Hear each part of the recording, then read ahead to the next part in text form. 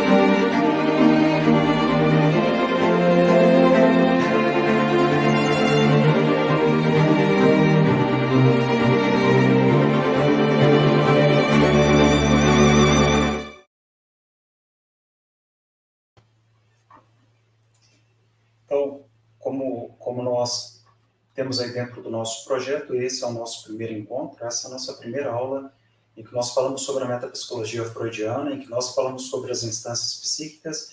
Esse encontro acontece, então, nessa sexta-feira, e nós vamos nos ver daqui a 2 semanas, praticamente, para o nosso segundo encontro, momento em que a gente continua ampliando, então, um pouco mais sobre a metapsicologia freudiana nesse ciclo que é os seminários psicanalíticos desse nosso mês de outubro. Muito bem, então para a gente poder começar a falar sobre a metapsicologia freudiana, eu pensei que é algo que seria interessante até compartilhar com todos, né, assim, a gente tem uma mensagem bem interessante e por isso eu quero compartilhá-la, faz muito sentido. Dizem que, quando se fala em metapsicologia freudiana, né, a gente estaria falando quase de uma bruxa metapsicológica, né, ou essa bruxa da metapsicologia. E é praticamente dessa forma, é praticamente por aí, que o Freud ele acaba se referindo à metapsicologia. Então, que história é essa de metapsicologia que nós tanto falamos, né? O que é isso, né? Que termo tão complexo é esse? A que se refere de fato esse termo? O que ele compõe na sua essência? A gente, pensando nessa ideia da bruxa, nós podemos perceber que a bruxa tem um pouco essa coisa da feiticeira, né? Mas nós podemos dizer que também, por mais que tenha essa conotação, não se trata, como por exemplo ali na literatura, no caso do Fausto de Goethe, por exemplo, do recurso de um velho, isso que é usado para recuperar a mocidade, mas da confissão de um homem, desse homem que está ali próximo da morte, diante de um tribunal da Inquisição intelectual, em que ele está ali diante de um íntimo convívio profano que praticamente perdura por toda uma vida. Isso não foi muito diferente, né? Porque quando a gente pensa no caso do Freud, né, a gente vê que mais do que ninguém ele realmente acreditava na bruxa. ele tinha essa coisa de chamar esse arcabouço teórico, conceitual da psicanálise, da bruxa metapsicológica, posto que ela, de fato, existe na concepção de Freud, né? Devido à complexidade, o quanto foi desafiante para o Freud nesse momento, todo esse trabalho de reunir essas informações, esse arcabouço teórico, todos esses desdobramentos conceituais que vão compondo a própria teoria psicanalítica e que acabam servindo aí como referência para nós, né, para os futuros estudantes de psicanálise, para aqueles que buscam aprender a estudar a psicanálise. O que nós podemos, então, observar, e aí faz muito sentido também a gente olhar um pouco para esse esforço, me permitam compartilhar com vocês, vamos, só para que a gente possa também situar algumas informações que são importantes, que podem nos ajudar a dar um melhor direcionamento. Isso é muito importante nessa etapa em que nós estamos estudando, nessa etapa em que nós estamos nos preparando, mas praticamente vamos falar então que o termo metapsicologia ele foi empregado por Freud ali pela primeira vez numa carta que ele manda, que ele fazia essas trocas de cartas constantes com seu amigo William Flies, datada de 13 de fevereiro de 1896. E nessa carta, o Freud ele diz o seguinte: eu tenho me ocupado continuamente com a psicologia. Mas ele sinaliza, na verdade, ele está se ocupando com a metapsicologia. Então, ele diferencia, né, todo esse arcabouço teórico, psicanalítico, conceitual da psicologia tradicional. 20 anos mais tarde, após ter concluído a redação do seu artigo sobre o narcisismo, então, o que o Freud acaba fazendo? Ele acaba iniciando a redação de uma série de ensaios em que ele pretendia publicar com o título Preliminares a uma Metapsicologia. E nas próprias palavras de Freud, a sua intenção com essa série de textos não era outra senão a de esclarecer, né, trazer aí mais luz, aprofundar as hipóteses teóricas da psicanálise, e aí a gente vai perceber que essas hipóteses teóricas, que tudo isso, elas acabam sendo postuladas em diversos artigos. Alguns desses artigos foram publicados entre os anos de 1915 a 1917, como, por exemplo, o próprio Pulsões e Destino das Pulsões. A gente vai falar também sobre o artigo que trata do recalcamento, falamos sobre o inconsciente, esse inconsciente freudiano tão importante para nós, falamos do luto e melancolia, e também vamos falar sobre um complemento metapsicológico à própria teoria do sonho, né? Esse complemento que vem aí trazer ainda mais informações, mais entendimento, já desde aquela primeira obra que inaugura, então, as obras psicanalíticas, que seria a interpretação dos sonhos. Naturalmente, além de todos esses artigos citados, além de tudo isso, o Freud ele havia trabalhado mais ou menos em mais 7, né? E todos juntos, todos esses artigos juntos, todo esse trabalho, eles acabariam formando um livro com mais ou menos 12 capítulos. Essa era a proposta inicial. Só que conta-se que esse livro ele jamais foi publicado, né? E talvez desse conjunto de 12 capítulos, né, ou praticamente desses artigos, né, dizem que 7 se perderam, né, ou foram talvez até mesmo destruídos pelo próprio Freud. Isso é muito interessante, porque essa ideia da bruxa, né, essa ideia disso que parece meio enfeitiçado, que parece difícil, que parece que precisa ser desvendado, fez com que o próprio Freud, durante muitos anos, nesse processo de desenvolvimento da teoria psicanalítica, ele fosse buscando essas formulações e reformulações teóricas, muitas vezes revisitando algo que ele já tinha falado, dando um outro sentido, ou ampliando sentidos já apresentados anteriormente.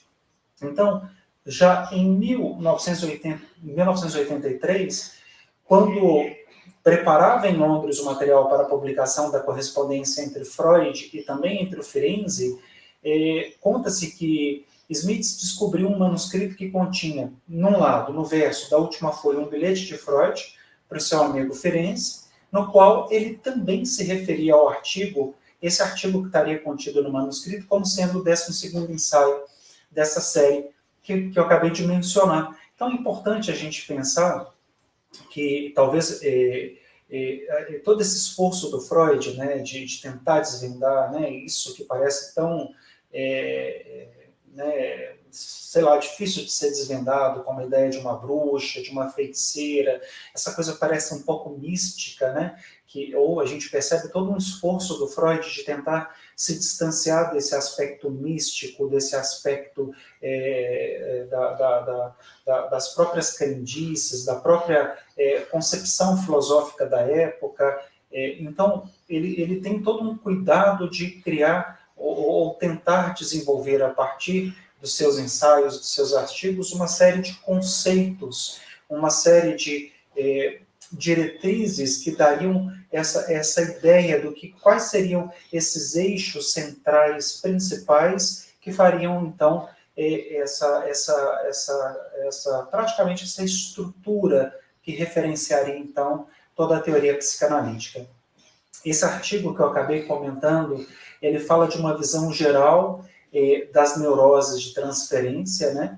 E a gente observa também que, além disso, tem outros dados interessantes. Por exemplo, olhando um pouco mais para essa correspondência, ele observa também outros ensaios como histeria de conversão, vai falar sobre a neurose obsessiva, sobre a neurose de transferência, sobre a angústia, sobre a própria consciência, e tudo isso mostra que Freud ele nunca chegou a concluir um ensaio sobre a própria metapsicologia da consciência. Nessa perspectiva, mais ou menos que eu acho que a gente pode pensar o seguinte, que esse assunto era tão refratário a qualquer exposição que ele acabava mostrando tantas lacunas e dificuldades também, que ele acaba quase desistindo, né? E é mais ou menos isso que ele tenta dizer ali para Ferenczi na carta de 11 de janeiro de 1915. E 3 meses mais tarde, ele também volta a escrever dizendo assim, olha, eu até penso em largar o trabalho sobre o consciente e substituí-lo por algo mais adequado. Por exemplo, os 3 pontos de vista sobre a metapsicologia. Então, você percebe que ele tinha ali uma série de intenções, de desejo, de proposições teóricas, intenção de praticamente trazer uma estrutura um pouco mais sólida, muito mais consolidada, que não gera essa ideia da bruxa, né? Essa coisa que parece que está difícil de ser entendida, de ser desvendada.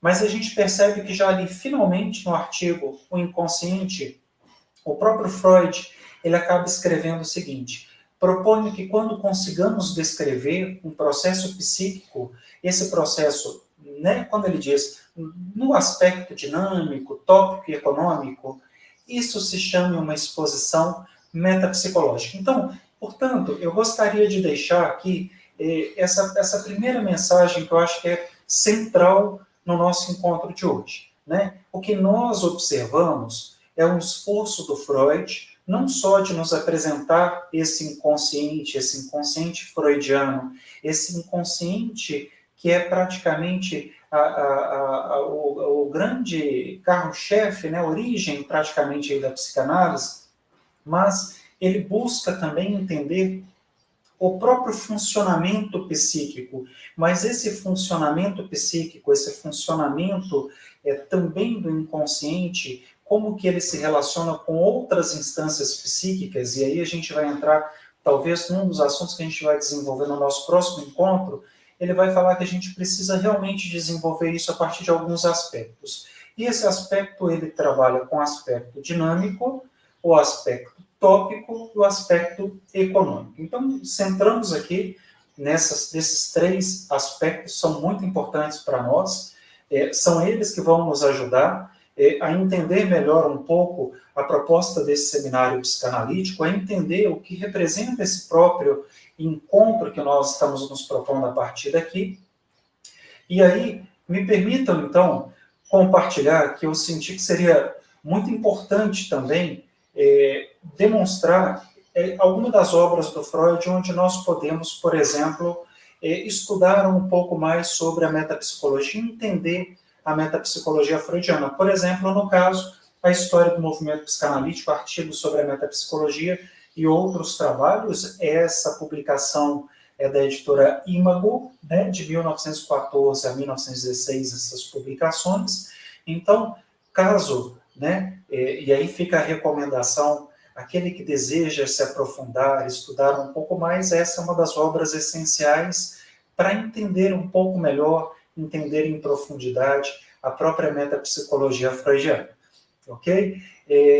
Além de tudo isso, né, eu compartilhava aqui em alguns instantes com vocês a ideia sobre esse termo metapsicológico, né, a própria metapsicologia. Vamos pensar ele como termo, porque falando do termo, o que ele faz?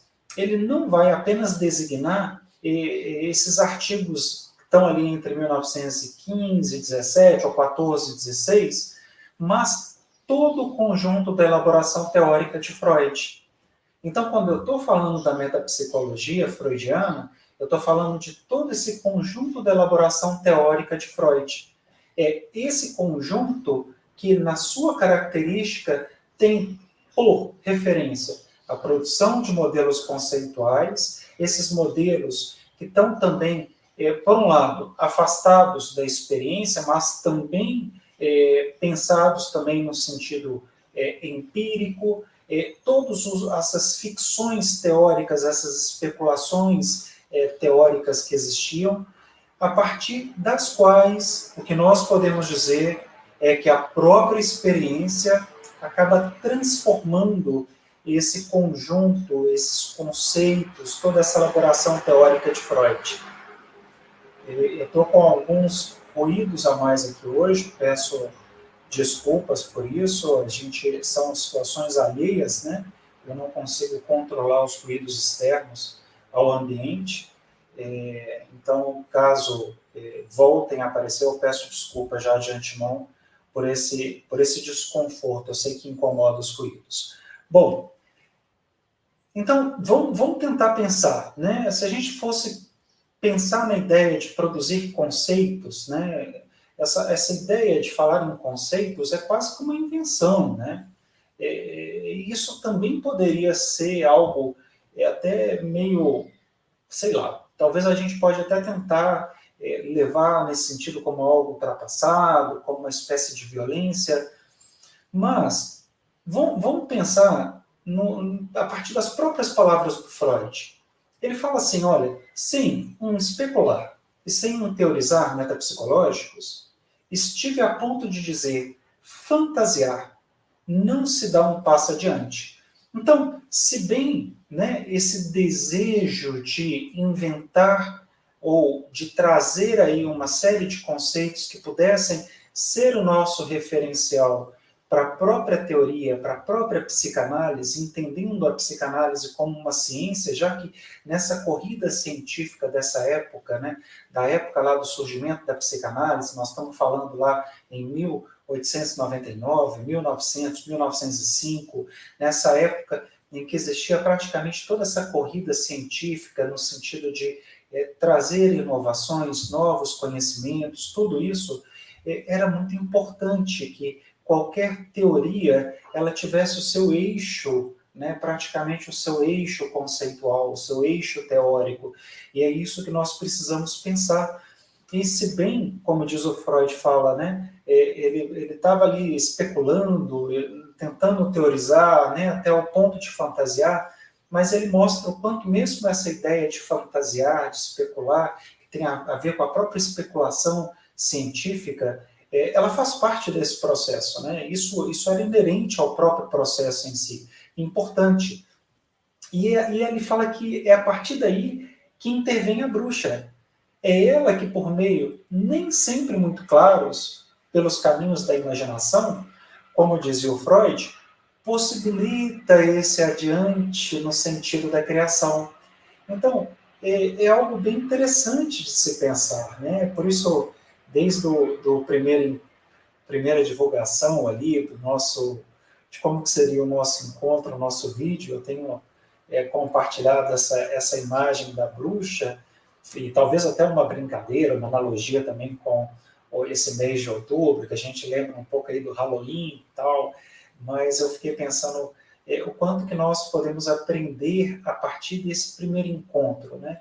Porque se, né, esses caminhos da imaginação são que possibilitam esse passo adiante no sentido da criação, são eles que nos arrancam dessa coisa meio parada, né, pasmaceira, né, dessa estagnação do próprio dado, da própria teoria em si, e ao mesmo tempo esse lugar, né, esse momento em que acaba impedindo que o formalismo teórico ele acaba paralisando uma produção, o desenvolvimento conceitual, a própria, né, psicanálise. Então tem essa coisa dessa, né, ele brinca um pouco com essa palavra da bruxa para trazer um pouco dessa coisa um pouco mística, um pouco além dessa realidade, né, dessa realidade comum, dessa realidade científica, desse caminho especulativo, científico, comum, tradicional, mas ele mostra o quanto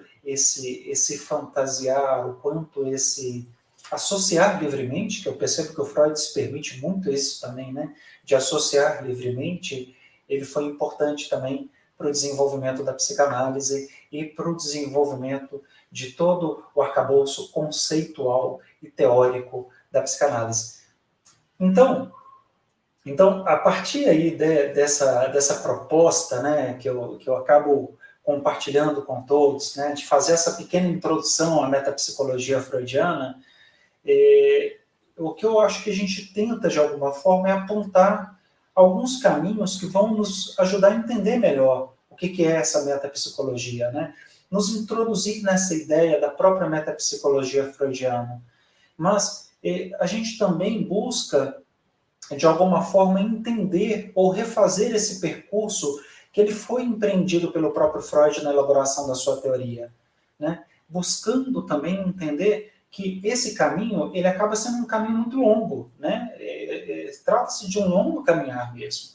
E a gente percebe que esse caminho foi feito de muitos avanços, né? Teve vários avanços, teve alguns recuos, né? E teve também alguns descaminhos, né? A gente acabou estudando um pouco isso, inclusive no ciclo de seminários psicanalíticos passado, a gente fala um pouco do próprio movimento psicanalítico, o que representa esse caminho, as resistências, as concordâncias, as discordâncias dentro do movimento psicanalítico. E nesse percurso, como dizia o próprio Freud, o que nós podemos, então, é tentar distinguir quais são esses textos que são balizadores da construção teórica do Freud, né? Esses textos que vão nos ajudar a olhar para esses momentos de criação de conceitos fundamentais, ou esses textos que vão também nos levar para esses momentos de produção e de entendimento, por exemplo, de quais são esses modelos de aparelho anímico ou psíquico que nós tanto falamos em psicanálise e que compõe aí também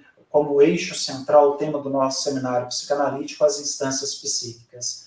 Então, vamos começar então por alguma dessas ideias, né?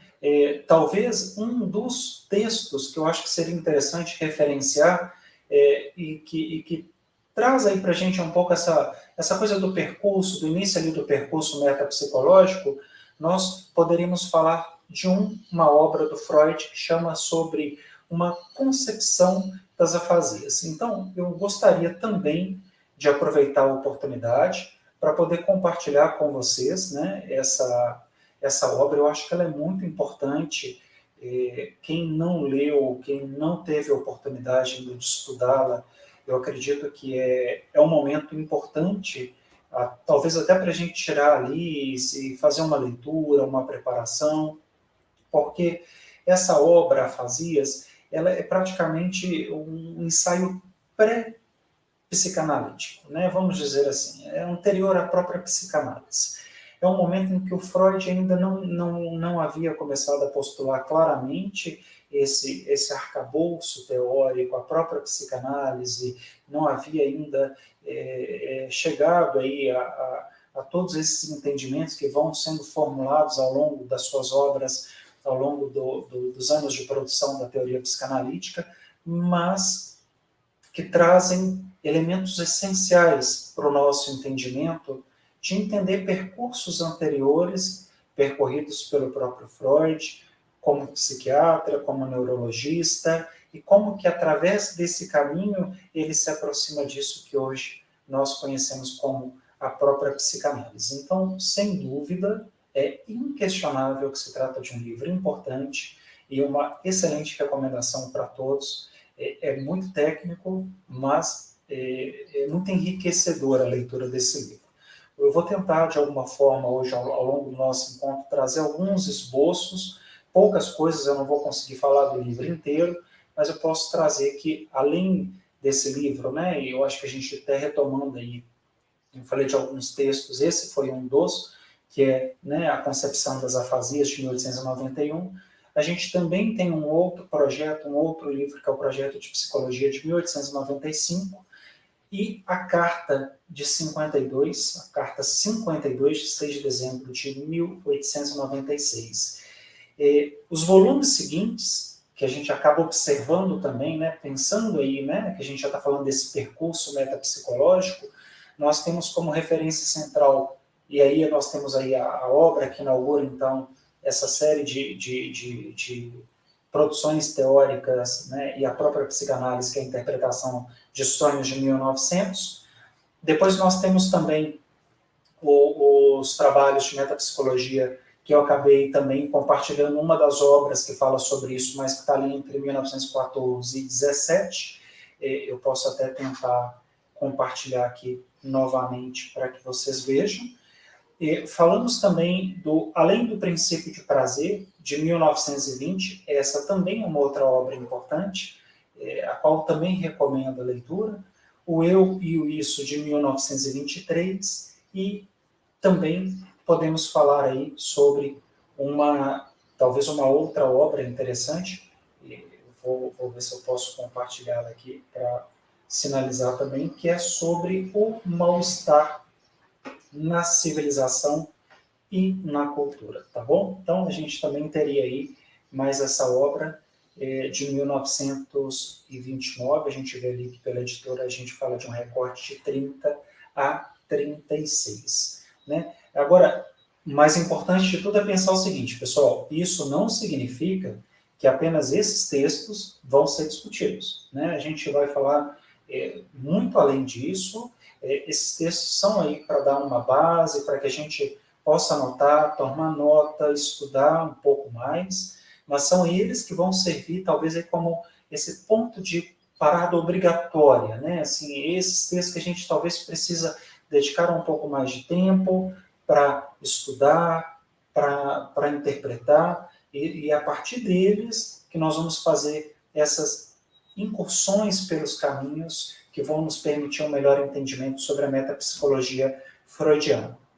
Agora, observe, né? A gente precisa pensar que metapsicologia é praticamente sinônimo de teoria em psicanálise, né? Então, quando a gente está falando em metapsicologia freudiana, nós estamos falando praticamente de teoria. É muito importante a gente trabalhar um pouco essas ideias, essa noção, né, entendendo que a gente poderia estar quase falando de um sinônimo, portanto, a gente está falando que a gente está fazendo referência, quando fala da metapsicologia freudiana, a um modo de exposição que acaba se afastando deliberadamente das descrições clínicas. Então, a gente já não está falando de casos clínicos, nós não estamos falando dessa parte da própria produção do conhecimento a partir da clínica, mas nós estamos falando de uma produção teórica. Então, não se trata, né? Vamos pensar dessa forma, eu acho que é super importante a gente trabalhar alguns conceitos de uma recusa da clínica, né? Mas o que a gente observa que, diferente disso, a gente percebe que é praticamente essa teoria que busca dar fundamento, né? Que ajudam a impedir a sua transformação numa prática gentil do afetivo puro, ou seja, ela procura, de alguma forma, estabelecer alguns limites teóricos, alguns entendimentos, até para que possa dar um melhor direcionamento no nosso trabalho e no nosso exercício clínico. Então, quando nós nos perguntamos, professor, qual a utilidade de estudar a teoria psicanalítica? Qual a utilidade de entender, por exemplo, o que é a metapsicologia freudiana? E aqui vem, talvez, uma das explicações mais interessantes para isso, que é nós, uma vez com o conhecimento teórico de como esse processo se dá dentro da teoria psicanalítica, nós estarmos melhor preparados para uma melhor escuta dos nossos pacientes, dos nossos analisandos, não sermos, então, como dizia o próprio Freud, esse psicanalista selvagem, esse psicanalista que está ali nos primórdios da psicanálise, que não domina a teoria, que não domina o manejo clínico. Então, tudo isso serve para que nós tenhamos um melhor entendimento de como nós funcionamos enquanto sujeitos, como que funcionam as instâncias psíquicas. A gente estaria falando aí do inconsciente, do pré-consciente, do consciente, né? Pensando numa primeira tópica, numa primeira formulação tópica freudiana, né? Que a gente chama de teoria topográfica, ou nós poderíamos falar dessa teoria dinâmica, né? Estrutural ou dinâmica, em que nós podemos chamar também de id, ego e superego, né? Ou inconsciente, né? Praticamente a gente continua falando aí do inconsciente, mas a gente já estaria falando de praticamente, é difícil usar essa expressão, porque não é bem isso, né? Mas nós estamos falando de um aspecto muito mais dinâmico dessas instâncias psíquicas do que na primeira tópica, logo após essas revisões que acontecem a partir de 1920 pelo próprio Freud. Então, não se trata de opor teoria e clínica, né? A gente não está buscando, então, nesse sentido, excluir uma da outra. A gente está tentando complementar, né? A gente está buscando esse correspondente que a gente busca ali dentro da própria teoria para o exercício clínico. Então, como dizia o próprio Freud, para aqueles que insistem em não acreditar em bruxas, o Freud adverte que elas existem, né? E talvez, pelo menos, essa bruxa da metapsicologia, né? Pelo menos isso que diz respeito à própria teoria psicanalítica. Bom, observem que isso é muito importante. Vocês vão perceber o quanto o estudo, né, esse encontro, eu gostaria de dizer assim, com esse conceito da própria metapsicologia, ele é essencial para nós como futuros psicanalistas ou como colegas que já estão aí na própria clínica, porque é nesse construto teórico que nós vamos perceber praticamente como trabalhar, como desenvolver o manejo clínico, tudo isso. Mas não é só isso, essa busca do Freud, essa constante revisão que ele faz das suas próprias postulações, é muito interessante. Então, quando você pensa na teoria psicanalítica, é difícil falar em estudar, por exemplo, psicanálise, por exemplo, sem estudar todas as obras freudianas. Porque, por exemplo, eu começo falando da teoria da sedução, e o Freud, em algum momento, ele se questiona essa teoria da sedução, acaba abandonando a teoria da sedução, ele começa a desenvolver a ideia do complexo de Édipo, e junto com o complexo de Édipo ele também desenvolve a noção da castração, ou o complexo de castração. Então, quando a gente começa a estudar a própria teoria psicanalítica, né, faz esse percurso teórico ao longo das obras, a gente vai percebendo o quanto Freud, ao longo desses anos de produção teórica, ele passa por diversas revisões. Talvez seja isso que talvez ele nomeie como essa bruxa metapsicológica, ou a bruxa da metapsicologia. Bom, eu espero que, pelo menos com esse primeiro momento, né, essa primeira introdução, que eu acho que vem, sabe, trazendo corpo, dando voz ao que é essa metapsicologia freudiana, a gente esteja em condições de começar a pensar o que é essa estrutura estrutura, né, conceitual que compõe a metapsicologia. A gente vai falar muito dela no nosso próximo encontro, mas hoje eu tinha reservado um tempo para que a gente pudesse falar um pouco mais sobre as contribuições das afasias. Eu acho que esse esboço preliminar, né, isso que antecede um pouco, em alguma medida, a própria psicanálise, é muito relevante para o nosso encontro. Então, o que eu sinto, né? Que, por exemplo, a gente pode começar, então, a trabalhar alguma dessas ideias que são centrais, são essenciais, né?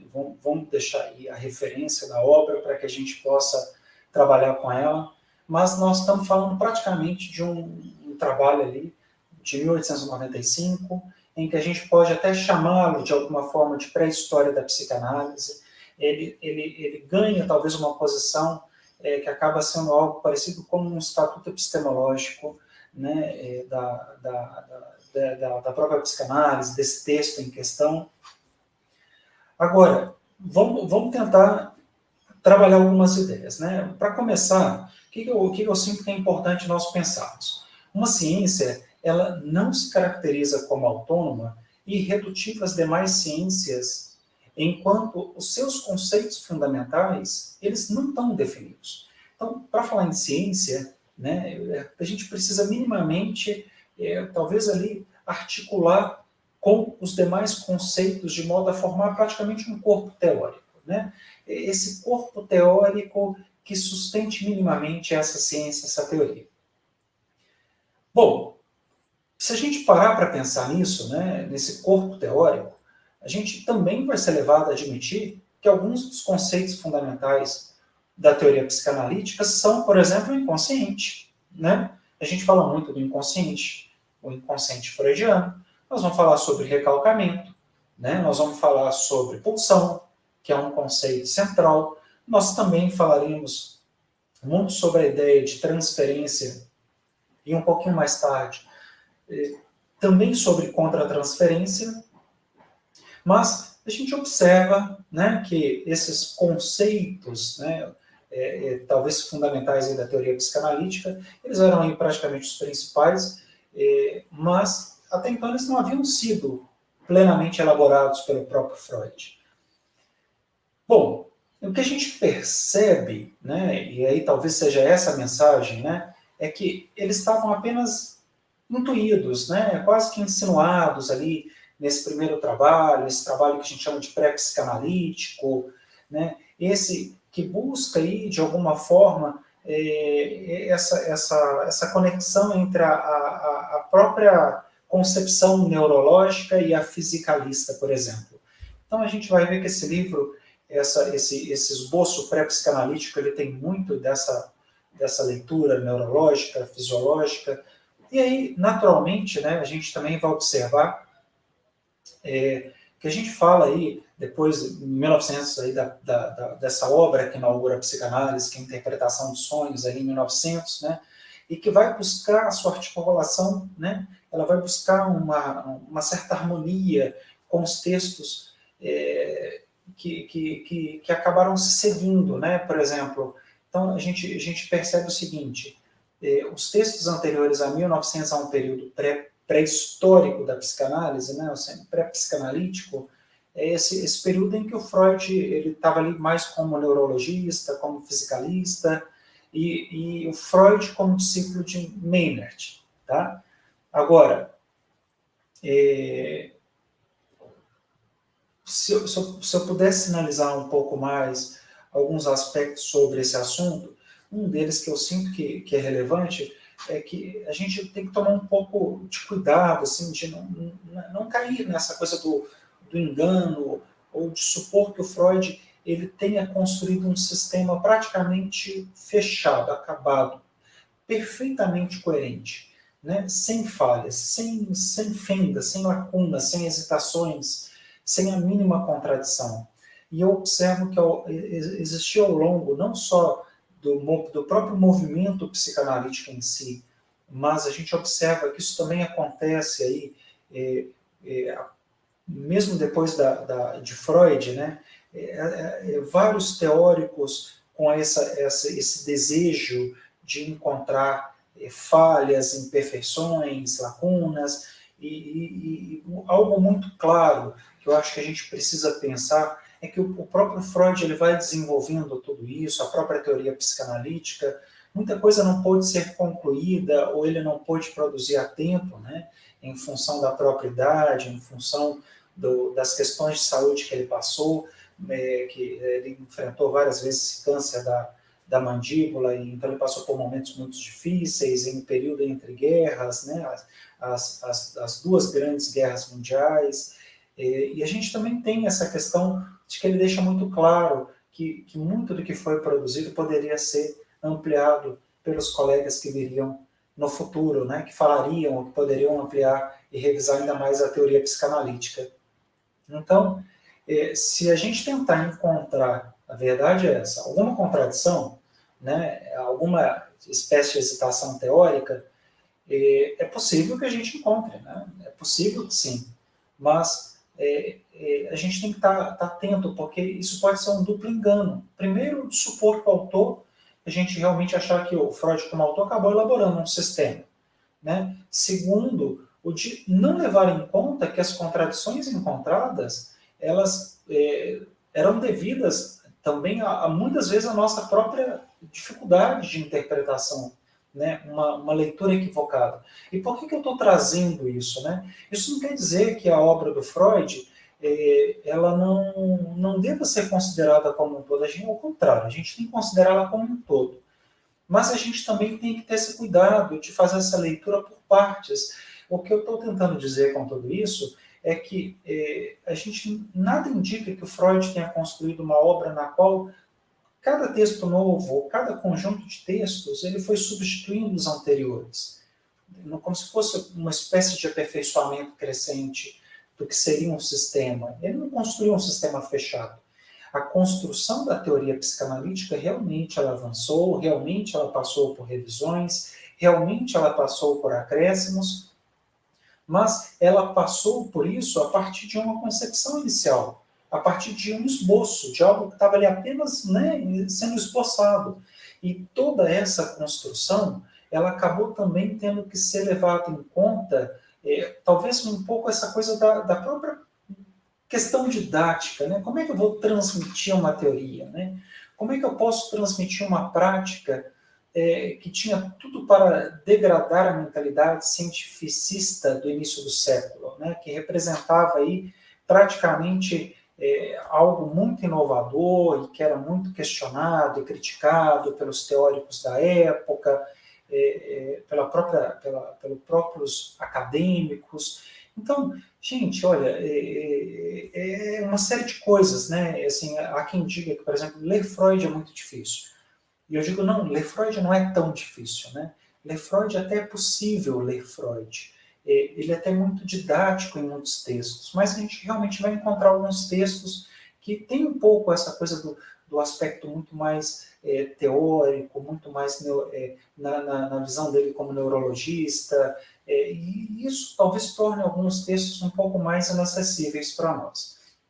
Então, se a gente continuar, né, pensando aí sobre certos aspectos, né, essa ideia dos textos pré-psicanalíticos, essa obra que a gente chama Concepção das Afasias, o que nós vamos perceber é que nesse momento, nesse texto pré-psicanalítico, realmente estavam ausentes esses conceitos fundamentais da teoria propriamente psicanalítica. Mas, sobre outros aspectos, o que eu acho que é importante a gente pensar é que a gente tem que considerar não como o último suspiro desse neurologista que era Freud, mas também como texto que pode ser considerado praticamente essa introdução, essa primeira parte da teoria que Freud vai desenvolver. Então, por que eu trago um pouco para a nossa discussão esse texto das afasias? Né? Primeiro, o Freud, neurologista ou não, ele tinha esse sonho de construir um aparelho da alma, né? Para que pudesse falar um pouco desse aparelho psíquico.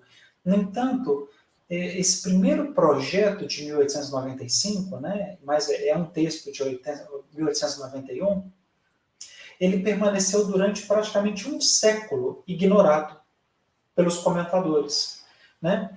A gente percebe que ele não se deu muita importância a esse esboço pré-psicanalítico, é como se fosse algo totalmente apartado da psicanálise, né? Mas, quando a gente olha para esse texto, né, essa produção do Freud, que é surpreendente, ali ele vai fazer todo um trabalho em que ele fala sobre o aparelho de linguagem, ele vai transbordar seus próprios limites para se constituir no primeiro modelo do aparelho anímico. Então, a gente percebe que nesse projeto, o que acaba acontecendo? Né? Aparecem coisas bem interessantes. Por exemplo, o Freud, nesse texto, ele vai falar sobre a escritura psíquica, né? Que ele fala ali dessa escritura numa carta que ele manda para Frias, que é essa carta 52, que eu acabei comentando um pouquinho ali no início do nosso encontro. Essa carta, nesse texto, ele vai falar um pouco sobre essa passagem das afasias e o projeto para a interpretação dos sonhos, né? Em que ele mostra esse desdobramento desse primeiro trabalho, desse primeiro esforço, para essa obra inaugural, que seria a interpretação dos sonhos. E ali a gente consegue ver, né, praticamente esse primeiro esboço desse modelo de aparelho psíquico. Então, essa concepção das afasias, esse projeto de 1895 e essa carta de 52, são praticamente os textos centrais para esse primeiro volume da introdução da metapsicologia freudiana. É isso que a gente tem que pensar, né? São essenciais para que a gente comece a pensar a metapsicologia freudiana. Então, do que se trata realmente essa série de trabalhos teóricos de Freud? Por exemplo, quando a gente olha esse trabalho das afasias, a gente voltando ali na carta de Fliess, datada de 2 de maio de 1891, o Freud diz o seguinte: nele sou muito despodurado, terço armas com seu amigo Wernicke, com Lichting e com Grassy, e chego até arranhar o poderosíssimo ídolo Maynard. Então, esse texto é bem interessante porque ele vai tentar combater praticamente um campo ali que tem muita gente bacana, muita gente que vinha falando sobre o aparelho da linguagem, nesse aspecto neurológico, né? E aí o Freud começa a trabalhar uma série de questões. Por exemplo, ele vai desenvolver nesse contexto a própria teoria da localização cerebrais. O que é isso, né? Ele vai afirmar uma distinção entre essa afasia decorrente da destruição de centros e a decorrente da destruição das vias de condução. Eu gostaria até de ampliar muito sobre isso, mas eu vou tentar deixar uma mensagem um pouco mais simples, porque, no fundo, o trabalho do Freud, ele busca entender um pouco essas afasias. A afasia entendida inicialmente como um distúrbio da memória, né? Talvez, num sentido um pouco mais estrito, uma perturbação da linguagem. Então, ele vai fazer todo esse trabalho de tentar falar sobre esses dois tipos de afasia, que seria a afasia sensorial e a afasia motora. Nessa afasia sensorial, ele fala de uma perda da compreensão da linguagem, embora seja mantida a capacidade da pessoa de se servir da linguagem articulada.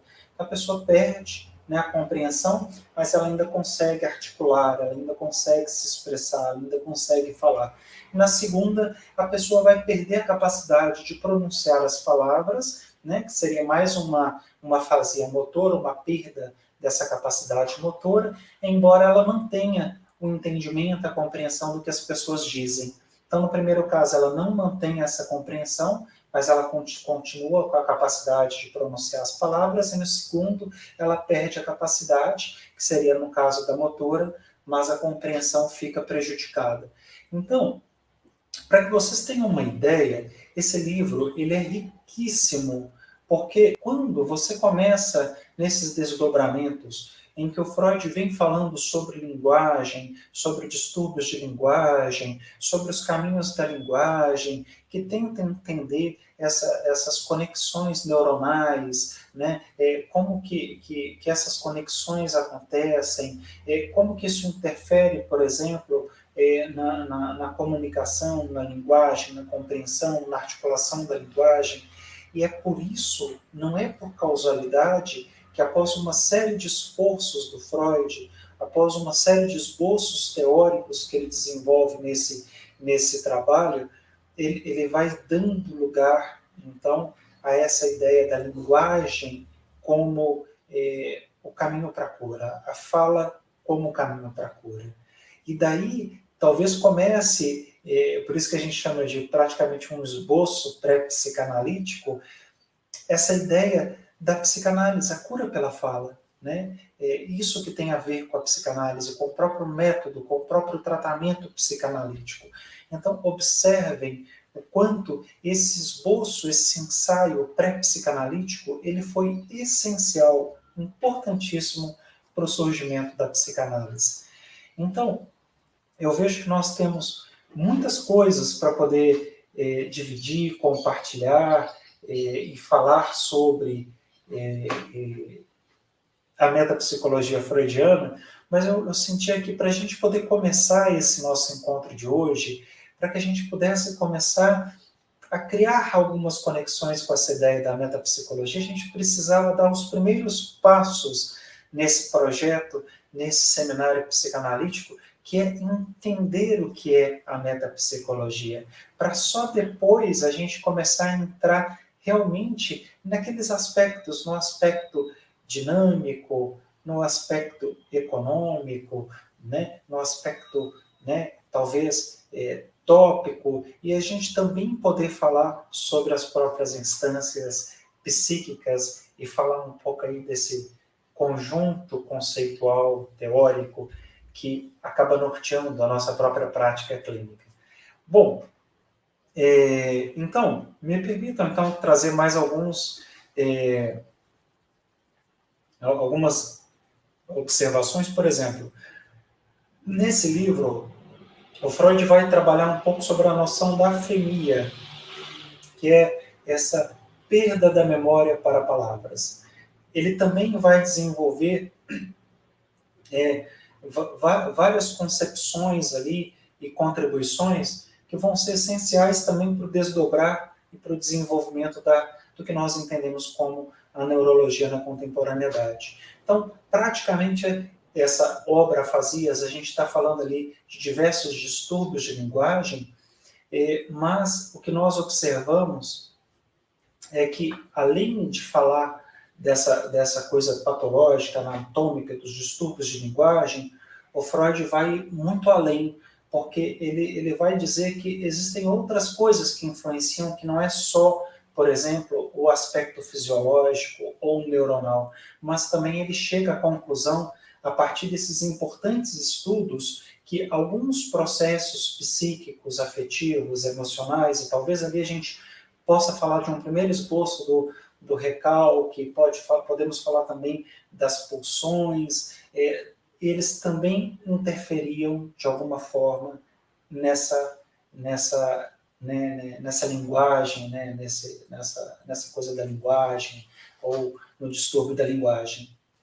Então, é interessante pensar, percebem isso? Como que esse trabalho, ou essa busca por falar do distúrbio da linguagem, o Freud acaba denominando ela de parafasia, né? Ele vai dizer o seguinte, que realmente é possível, né, na concepção de Wernicke, que representar ali, de alguma forma, o aparelho de linguagem, sem levar em conta a relação que esse aparelho possa ter com o resto da atividade cerebral. Mas é isso que ele faz, ele extrapola esse limite do fisiológico, ele extrapola esse limite e ele começa a falar de um distúrbio que vai além do fisiológico. E é por isso que ele já não chama só de afasia, mas parafasia, porque é essa coisa que envolve o psíquico e o fisiológico. Então, é bem interessante as contribuições de Freud. a gente percebe que, na opinião dele, ele, não apenas a afasia de condição de Wernicke não existe, como certas perturbações descritas por ele e por outros teóricos, acabavam em nada diferindo das confusões e mutilações de palavras feitas por pessoas normais, quando fatigadas, desatentas ou sob a influência de afetos perturbadores. E é nesse momento que Freud declara que a afasia de condição do Wernicke, ela não existe. E, de alguma forma, ele também não está só negando, né, a existência dos distúrbios da linguagem, mas ele está fazendo um pouco mais do que isso, né? Ele está falando que esses distúrbios decorrentes da destruição da via de associação entre o centro motor e o sensorial, ele pode ter outras causas. E aí, nesse momento em que ele acaba denominando de parafasia, né, em que ele fala que ele acaba conferindo, talvez a palavra seja essa, né, ele dá um sentido muito mais amplo a essa ideia desses distúrbios de linguagem. Ele vai trazer algumas questões interessantes também, né, que vão nos lembrar aí, por exemplo, dos atos falhos, dos xistes, disso que tem a ver também com alguns dos fundamentos tão importantes que também aparecem aí nesse corpo estrutural conceitual da metapsicologia freudiana. Então, quer se trate das parafasias em particular, ou mesmo dos processos psíquicos em geral, o que nós vemos é que Freud ele é de opinião que nós não podemos procurar o substrato fisiológico da atividade mental na função desta ou daquela parte do cérebro. Não está localizado numa parte específica, mas isso é muito mais o resultado de um processo que abarca o cérebro em toda a sua extensão, em toda a sua dimensão. Então, realmente, ele inaugura algo novo, né? Porque ele nos propõe um entendimento ampliado desse aparelho psíquico, um entendimento que nos leva a perceber que os distúrbios de linguagem não são meramente por falhas ou por, como é que eu posso dizer, como se fossem lesões em determinadas partes do cérebro. Eu acho que a palavra seria essa, né? E isso acaba levando mesmo que, né, de alguma forma, existe essa impossibilidade de uma explicação fundada exclusivamente na hipótese da localização, como pretenderam os contemporâneos de Freud nessa época. Então, nesse processo, né, de introduzir o aparelho da linguagem, ou, né, como dizia, aparelho da alma, né, a gente percebe que o aparelho da alma de Meynert é um aparelho neuroanatômico, né? Ele é regido pela mecânica do cérebro. O Freud já nos oferece, com seu conceito de aparelho de linguagem, algo muito diferente, né? Irredutível às teorias, por exemplo, de Wernicke e de Meynert. Ele diz em sua carta a Fries, mas na verdade ele acaba colocando em questão, a verdade é essa, toda uma neurologia da época, né? Ele coloca em questão, inclusive, o seu professor, Meynert, né, que era seu orientador ali na Universidade de Viena. Então, é bem interessante a gente pensar nesse período inicial, nessa época que tem a ver com a produção inicial e teórica de Freud, né?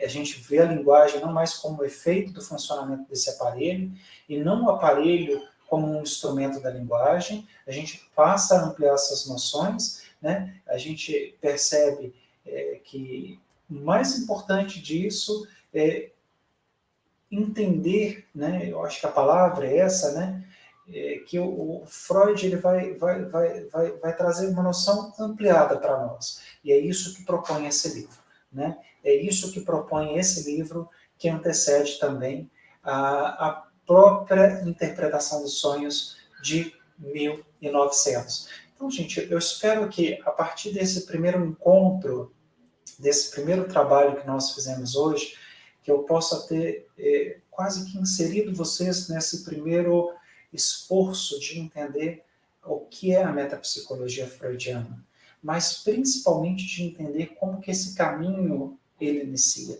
a importância desse texto pré-psicanalítico, a importância dessa obra, As Afasias. E vamos juntos, né, continuar aqui para que no nosso próximo encontro a gente possa falar um pouco mais em profundidade agora desse eixo teórico, desse eixo temático que compõe, então, a metapsicologia freudiana, e desdobrar, né? Fazer alguns pequenos esboços, esforço para entender esse eixo conceitual, teórico, que compõe a nossa psicanálise. E gostaria de agradecer muito a vocês, né, pela disponibilidade, por estar aqui presente, participando, pelas perguntas, pelas dúvidas que surgiram, mas vamos deixar aqui praticamente eu vou deixar aqui vocês um pouco instigados hoje, né? O meu desejo real é esse, né?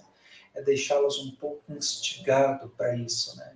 Para que vocês percebam o quanto esse falar da metapsicologia freudiana é falar aí dessa teoria, né? Falar da própria parte conceitual, mas a gente vai ficar com essa coisa da bruxa, que é tão interessante, mas a gente vai desmistificar isso, né? Se bem o Freud continuou com essa expectativa, essa perspectiva da bruxa metapsicológica, mas a gente percebe que ao longo dos anos, graças ao trabalho de tantos estudiosos, foi possível estruturar um pouco melhor essas ideias e hoje a gente consegue absorvê-las com muito mais facilidade, né, com muito mais exatidão e objetividade também.